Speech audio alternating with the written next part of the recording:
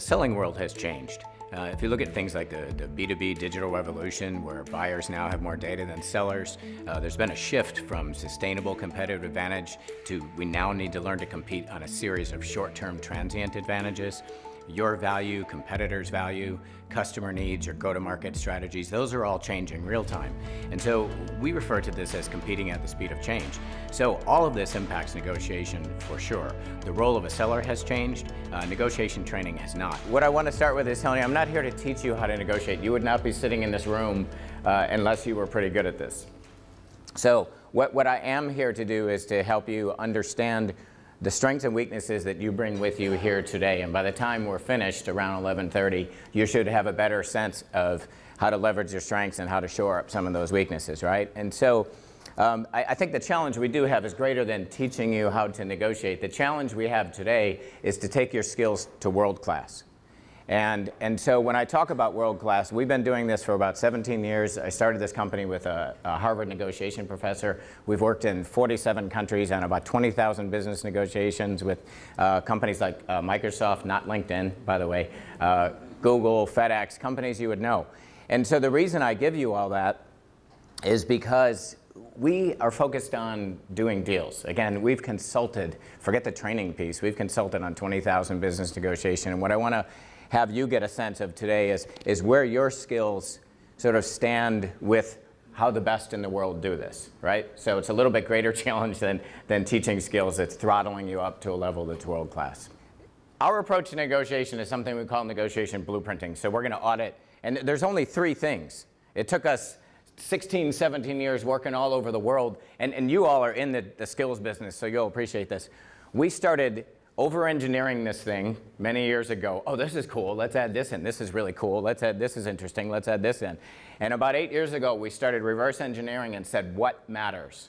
Based on a lot of the live deal coaching we were doing, what really matters in preparation and execution of negotiations. This is what we're going to audit.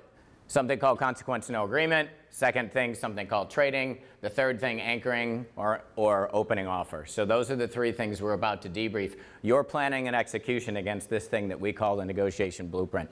So how about planning and execution process? So we're really good at writing custom case studies, and we purposefully kept this one sort of playfully in your world, but out of what you do on a daily basis to kind of zero base all of our skills, so nobody had an advantage. How did your planning and execution process feel when you were sitting there reading? Did you go back to your negotiation, step-by-step negotiation planning process? You knew exactly what you were looking for, and when you went to meet with the other side, you executed your plan precisely the way you usually do negotiation? Or did both of those things, I see at least 1, 2 head shakes.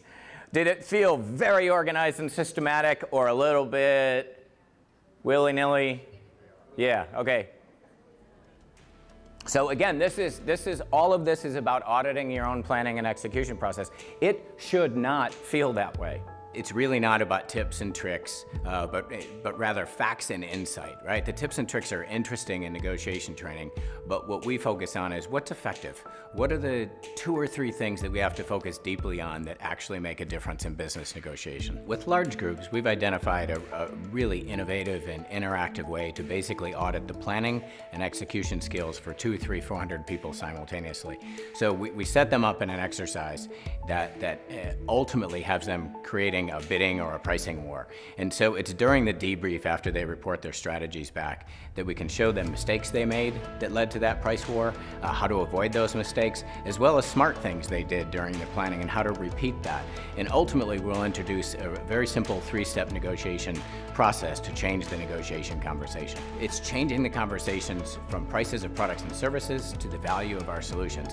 What we don't want to do is sell on value only to end up negotiating price.